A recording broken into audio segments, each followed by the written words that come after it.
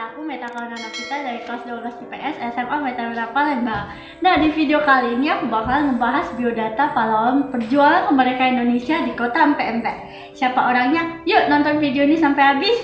Anna Kapoor Gani atau lebih dikenal Aka Gani merupakan seorang pahlawan nasional Indonesia kelahiran Palembayan, Bukit Tinggi, Sumatera Barat pada 16 September 1905. Memiliki seorang ayah yang berprofesi sebagai guru membuat pendidikan Aka Gani sangat diperhatikan. Ia menyelesaikan ELS atau Skolastika SD di Bukit Tinggi pada tahun 1923. Lalu meneruskan pendidikan ke Sekolah Kedokteran Stopia di Jakarta. Tapi karena sekolah kedokteran itu ditutup pada tahun 1927, ia kemudian melanjutkan pendidikannya ke AMS atau setingkat SMA di zaman Belanda dan tamat pada tahun 1928. Dan pada tahun 1929 sampai 1940 ia menyelesaikan kuliah di Sekolah Tinggi Kedokteran Jakarta yang bernama GHS. Selama di Jakarta ia aktif dalam organisasi pergerakan menjadi anggota Jong Sumatera dan Jong Java yang kemudian turut adil dalam pengikraran Sumpah Pemuda tahun 1928. Di Indonesia Muda, Aka Gani dianggap sebagai anggota Dewan Eksekutif Pusat Pemuda Sumatera.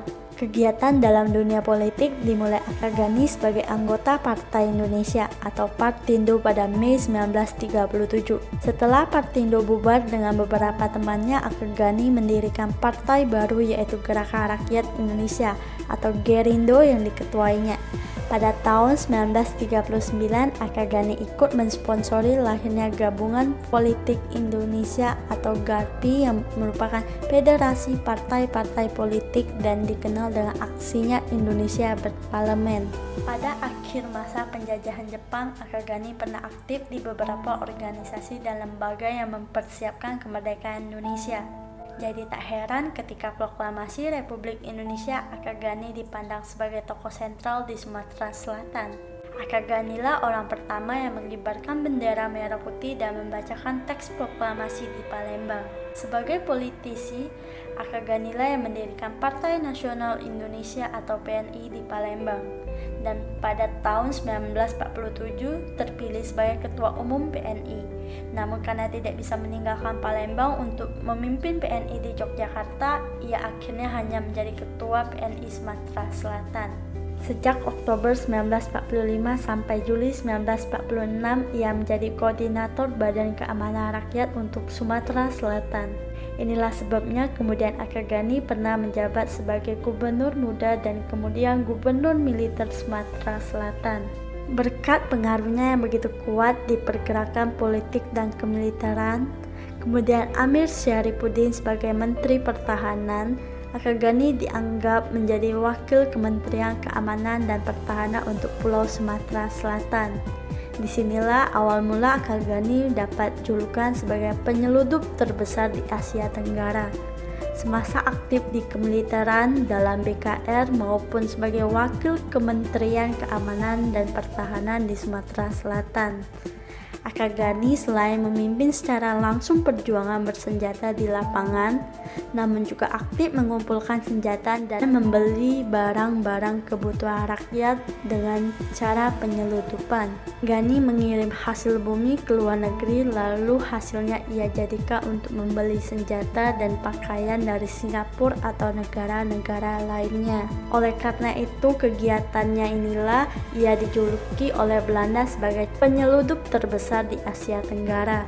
Melalui aksi penyeludupan inilah Aka Gani termasuk salah satu orang yang berjasa dalam menembus blokade ekonomi oleh Belanda. Bisa dipahami jika pemerintah Kabinet Sultan Syaril pada 1947 mengangkat Aka Gani sebagai Menteri Kemakmuran. Pada 5 Januari 1947, ia diutus oleh pemerintah pusat untuk menghentikan pertempuran 5 hari 5 malam di kota Palembang. Pada Juni 1947 hingga Februari 1948, ia ditunjuk menjadi Wakil Perdana Menteri merangkap Menteri Kemakmuran. Seraya menjadi anggota delegasi Republik Indonesia pada perundingan Linggadjati. Setelah Indonesia sepenuhnya merdeka, Aka Gani pernah menjadi Menteri Perhubungan dalam Kabinet Ali Sastro Amijoyo Setelah hasil pemilu pertama Indonesia pada 1955 diumumkan, Akagani terpilih sebagai anggota Dewan Konstituante mewakili PNI dari Sumatera Selatan.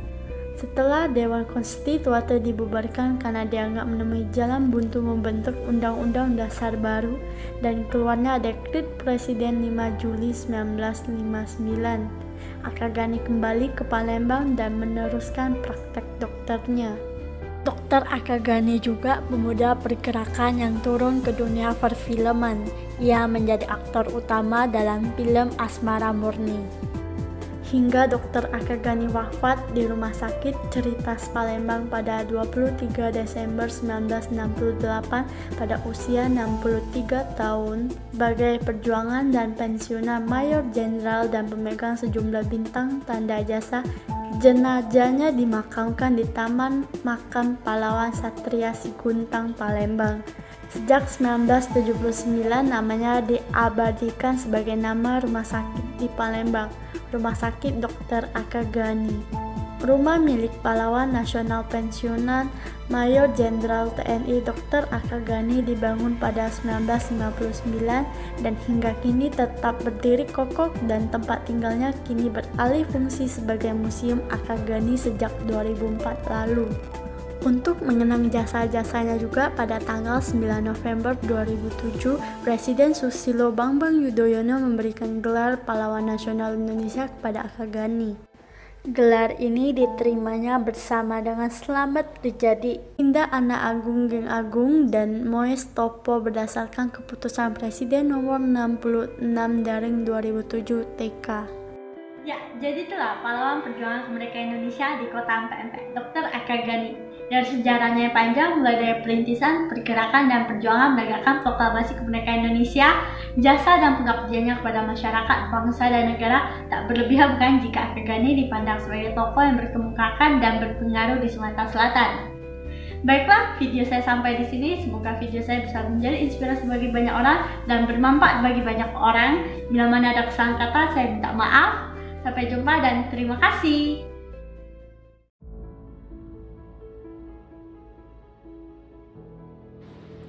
Hai, Laoshihao. Saya Kisela Violen dari kelas 12 MIA.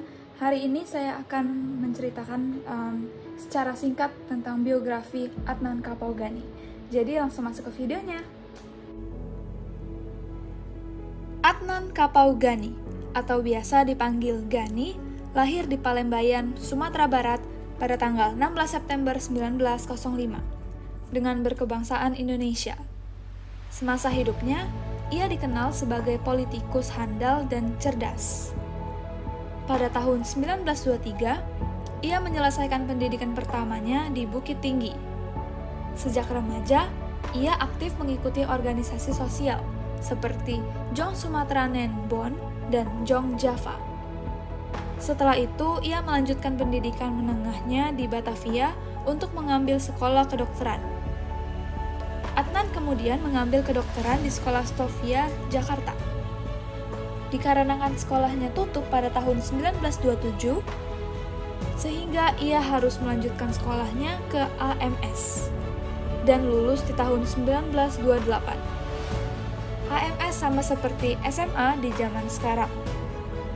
Gani juga aktif dalam kegiatan politik.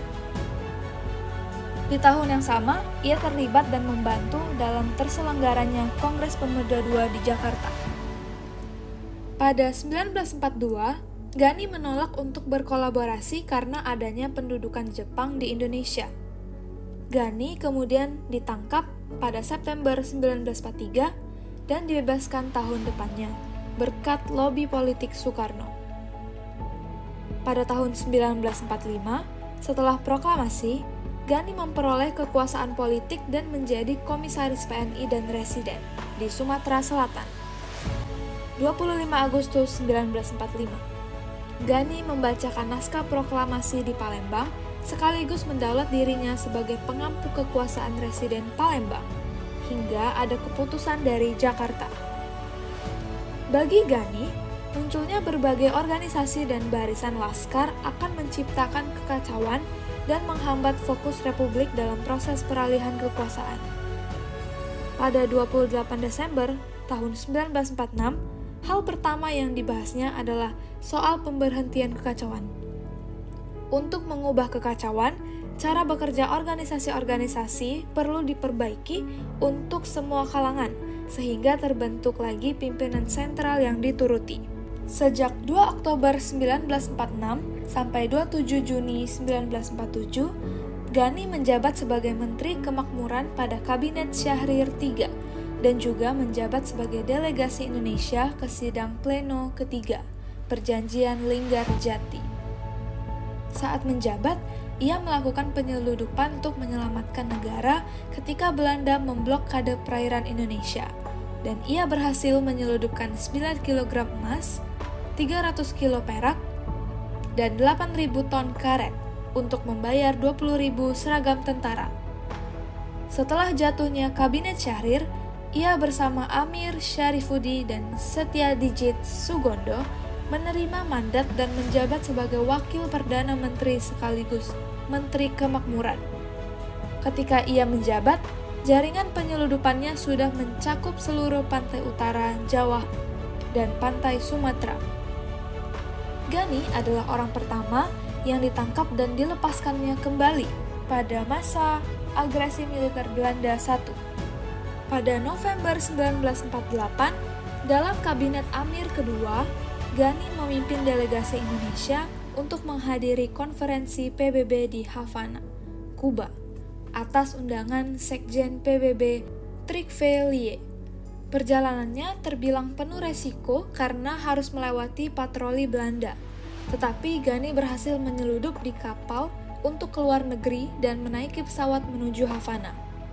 Ia tiba pada 20 November 1948. Ghani berkali-kali mengecam agresi militer Belanda dalam pidatonya. 58 peserta konferensi tertarik dengan pidatonya dan ia pulang mengantongi sejumlah kontrak dagang dengan Amerika Serikat dan membina hubungan baik dengan Bank Dunia. Setelah revolusi tahun 1949, ia menjadi gubernur pertama militer Sumatera Selatan. Ghani memanfaatkan kedekatannya dengan pemerintah pusat untuk memuluskan strategi politiknya. Di lain waktu, Ghani juga menjegal tahun 1954. Ia menjadi rektor Universitas Sriwijaya di Palembang. Ghani menjabat sebagai Menteri Perhubungan Kabinet Ali Sastro Amijojo I. Ia wafat tanggal 23 Desember 1968 dan dimakamkan di Taman Pemakaman Pahlawan Siguntang, Palembang. Untuk mengenang jasa-jasanya, tanggal 9 November 2007, SBY memberikan gelar sebagai Pahlawan Nasional Indonesia dan namanya diabdikan sebagai nama rumah sakit di Palembang, yaitu Rumah Sakit A.K. Ghani. Nama museum yaitu Museum Dr. A.K. Ghani di Palembang. Dan beberapa nama jalan di Indonesia. Nah, jadi itu tadi biografi atau perjalanan hidup secara singkat tentang Adnan Kapauga. Semoga videonya bermanfaat. Bye-bye.